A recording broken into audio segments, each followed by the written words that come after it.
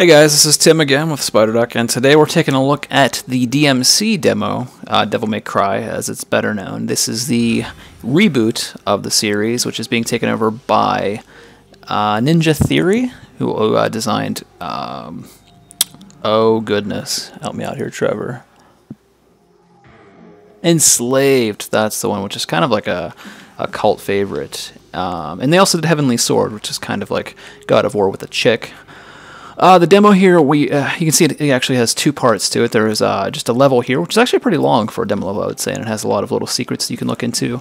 3 available difficulties from the outset: normal, easy, normal, and hard here. And then also, once you've completed the basic demo and then also the boss demo, it unlocks Son of Sparda Mode, which is, as it says at the bottom, play with stronger enemies and remixed enemy waves.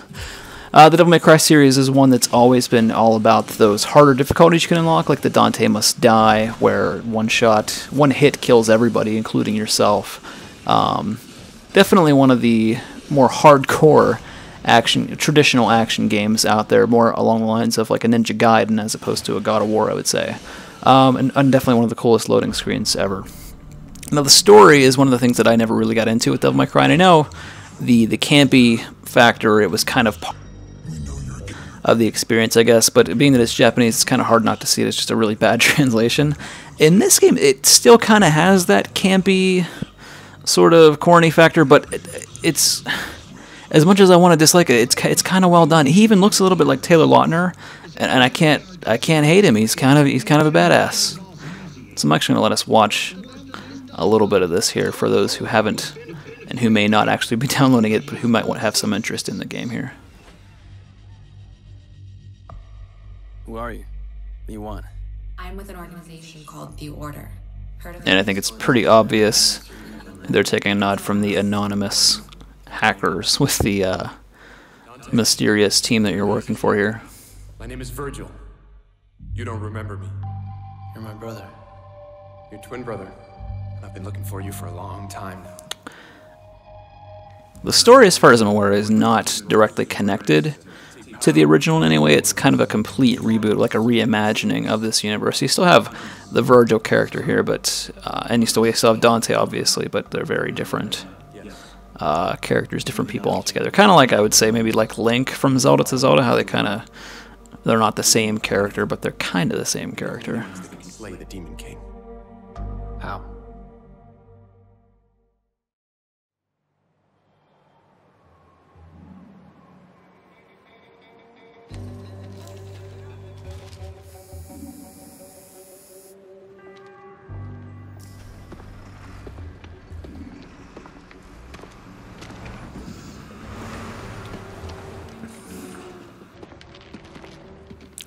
I think they're kind of making fun of us with this right here. It'll kill you.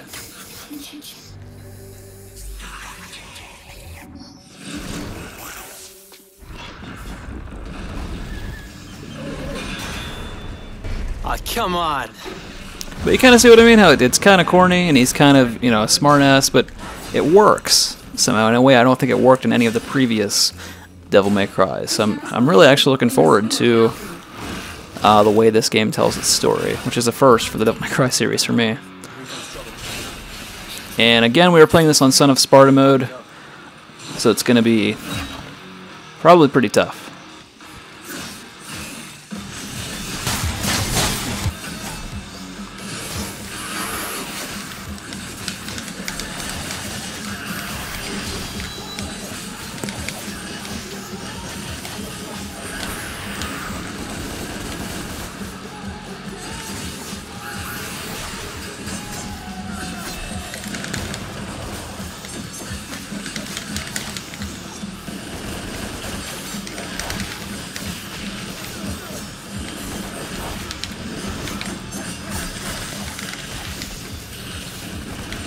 Now the weapon system in this game is actually pretty inventive. I have a hurdle. Oh, this is something interesting. This is a fire elemental.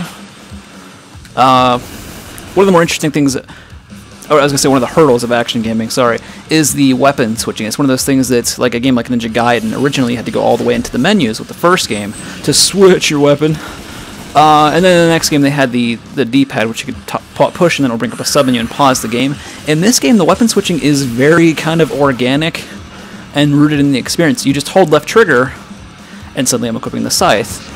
Hold right trigger, and I'm equipping my my axe. And then if you let off, not holding any trigger, you're using your sword. And it's a really intuitive system, so you know, I mean, if you need to switch to your quick scythe for the group kills like that, you can do it really quick, bounce out, and wow, immediately switch back to your sword or your axe for the heavy hitter. And I'm guessing I'm going to have to hit this guy with the axe.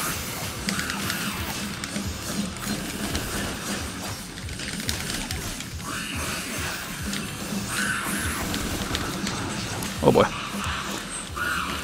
I don't want to get hit by that lava. And there are spiders. Firearms, obviously, making a return to the series here. I think we only have access to the ebony and ivory in this demo. But in previous games, I do remember having a sawed-off shotgun. I think that might have been it, actually, just shotgun and pistols, but... I gotta take out this guy like Nowsy.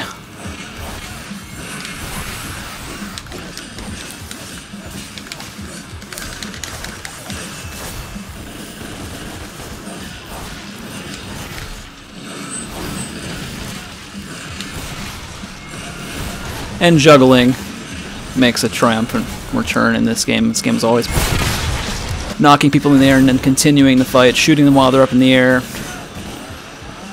And that guy has a chainsaw. And those are flying gargoyle babies, so that's cool. Really interesting enemy design in this game compared to other Devil May Cry's, I would say. I was never really impressed with that, but I'm pretty sure these are gargoyle babies, yeah. Son of a bitch.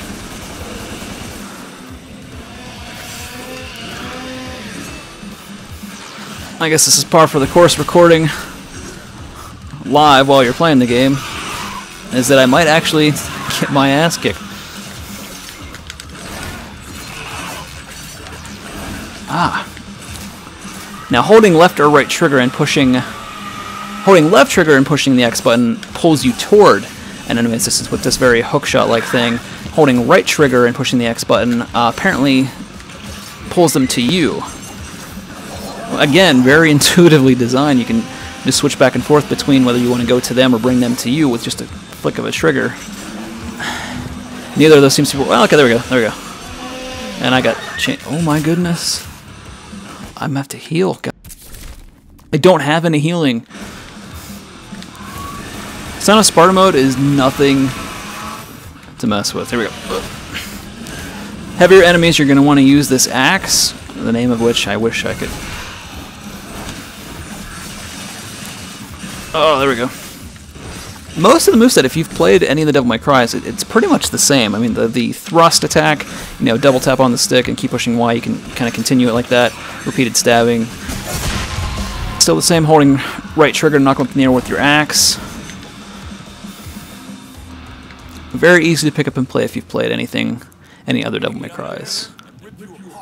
And for the most part, this demo seems to be about clearing out the enemies and then climbing your way up to yank out these cameras, which opens up the next area. And this is probably the least exciting part of the game. It's cool that, you know, just switching back and forth between the two, we're going to call them hook shots for lack of a better term, to climb and pull things to you and stuff like that. But obviously the highlight of the game is going to be the combat, which we're very eager to get back to.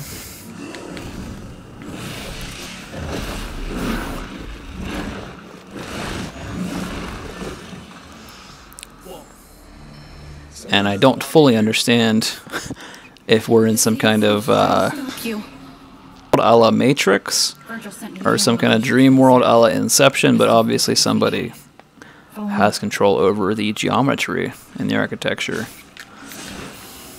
And they're also able to write my name on the walls in big fluorescent lighting. Like right here, I think. Right? Maybe not. That thing back there, I don't know what the hell to do with it, so we're just going to keep moving. Right there, there you go. Come close.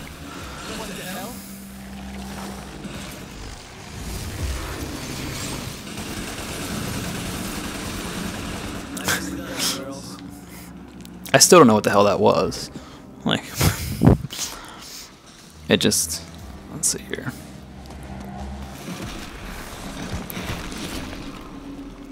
Moving along, get the long jump here. Now, for the most part, if you ever decide to play on Sparda, the long jump seems to be really good for getting away from these area of effect attacks, which I'm pretty sure I'm going to be running into again here.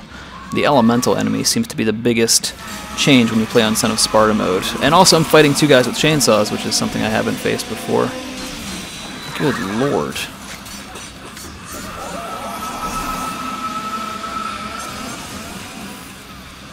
That's not health, is it? Nope. Alright. Charge them up. If this is actually useful, I couldn't tell you because it doesn't seem to do a whole lot of damage. The guns in general in this game have kind of always been more for flash, and the game is really all about keeping a combo going and changing things up. You get more points for variety, so you're gonna. Oh gosh, man, these guys. So you want to mix things up as much as you can. If there's a move you haven't used yet in the past, like 4 or 5 attacks, using it's going to net you more points. And that's where the guns kind of come into play, because if you allow a lot of time to pass, you lose your combo. So guns are kind of there to keep things going, not so much for damage, although they do dish out enough damage. Oh.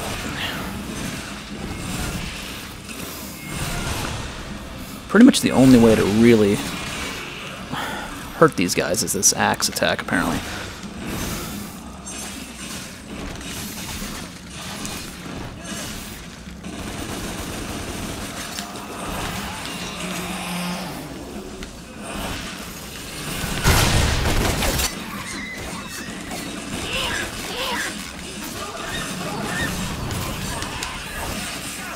Oh, what the f...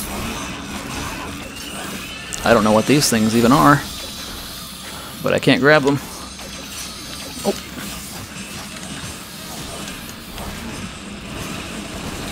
What the... Oh, you bitch.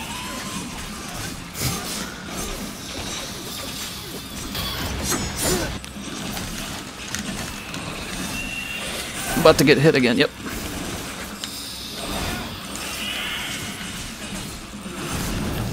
Really? Some kind of crazy harpies that I'm fighting, and I'm about to die.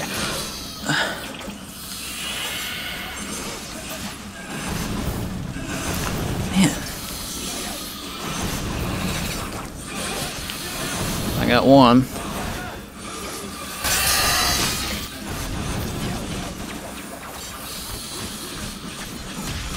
There we go. Jeez. Alright. And we're almost done with this demo here. There's going to be a little more platforming, I believe. This is good. It's the wall zone. Get out of here.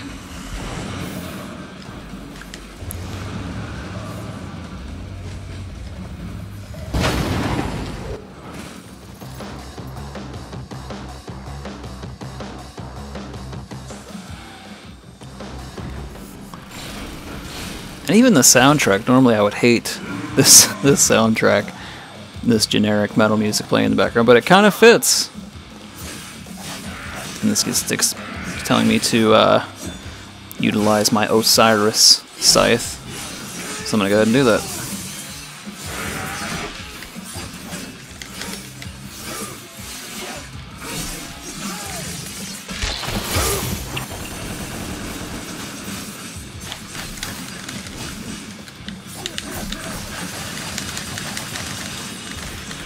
That was pretty cool.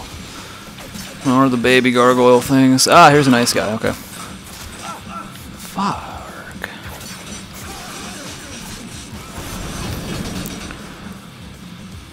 And I'm guessing he's gonna have a area of effect attack very similar to the fire guy. I guess it's a little bit different. God, these things are...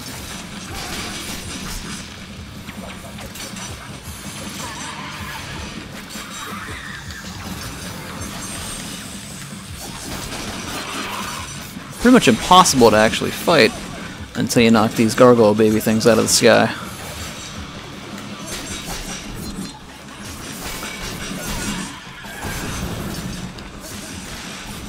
Okay, there we go. Almost. Whoa!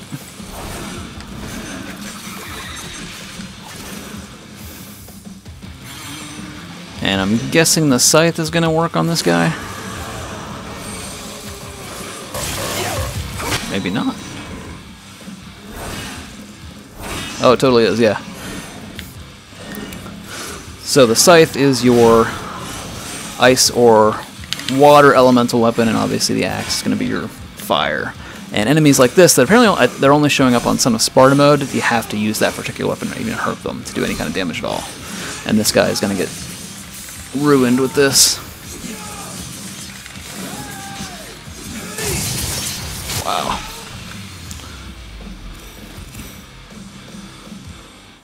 I got a C for that? Fuck you. Okay.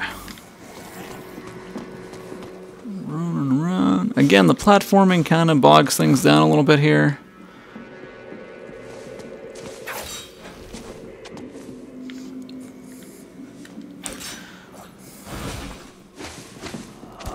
Obviously meant to kind of chop up the action a bit, give you a little change of pace, but let's see, it's a knock out a wall here. That's pretty cool. And take out these weird slugs.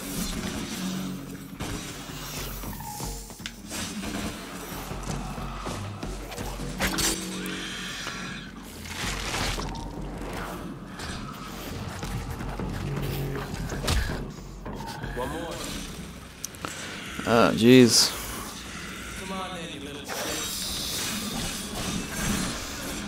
I will say the game is significantly more difficult on Son of Sparda. In the menu, it just kind of says tougher enemies and mix up enemy waves, and it doesn't really get into, because this is a lot harder than any of the other. That definitely would be the next step down, but never even come close to dying on Nephilim, and on this, I'm already checking my menu to see if I have any heal-ups available. So, and these harpies don't even appear, actually, on the other difficulties. So the elemental enemies that you're seeing and these crazy flying harpy things, not even going to see them on the lower difficulties. And the baby gargoyle things are a lot easier. They seem to hold onto their shields a little bit longer in this. I really got to find out what they're actually called. And that's going to hurt. Nope.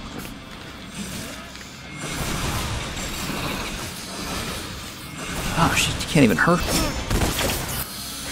I'm guessing she is going to get ruined by the scythe. Nope.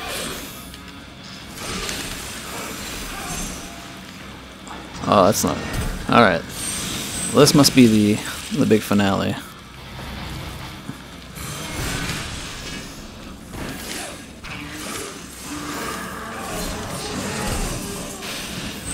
Oh boy.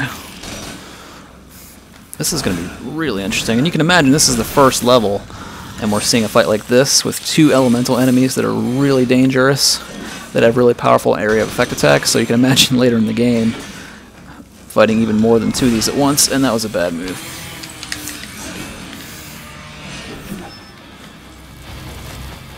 And this right here is a tough fight, because you got the one enemy who can reach out and touch you with that ice blast, and the other enemy who can just set the whole area on fire. So really got to time your strikes with this and use that dodge button. Right bumper is your dodge button, and you are pretty much invulnerable while dodging. There's something called a perfect evade that actually scores you points, which I don't know if I'll be able to pull one. I pulled one off against the boss. I don't know if I can actually get it to work against these guys here, but I got a dirty combo. I don't know if that's good or bad. Oh. Yeah, that move, holding left trigger and pushing the A button, definitely useful for getting out of a tight spot like that. And watch yourself.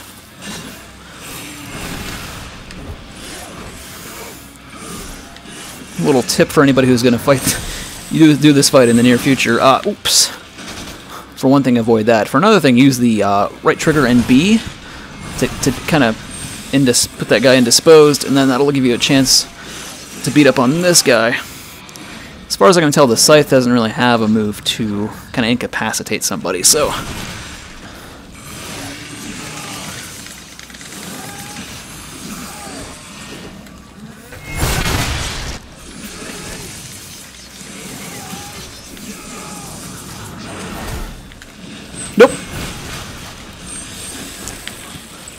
This is going to be close. Oh, there's one. Ooh. Alright, I believe that's going to be the last fight. Grab some health here.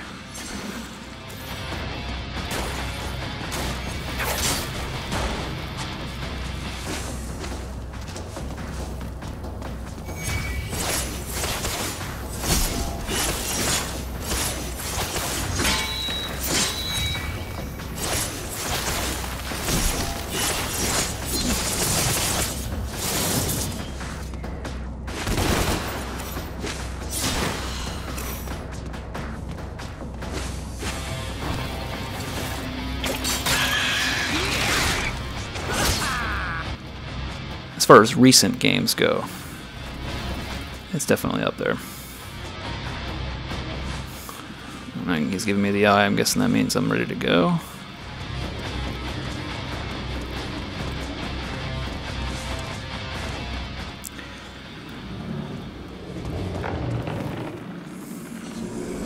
I didn't even see what that said.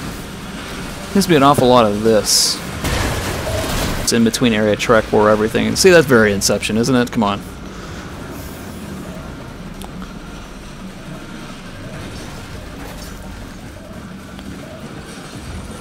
Kind of badass, I guess.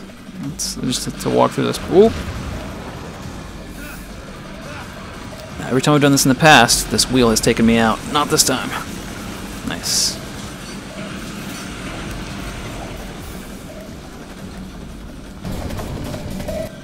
I have no idea what this creepy black stuff is. It's kind of showing up on the walls.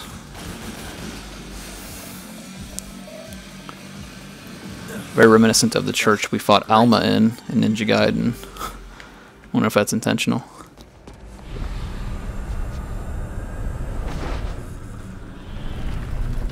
Dante, it's chaos out here, but I found a way out. Where? Up there. I marked it. And this part's just annoying. I am running.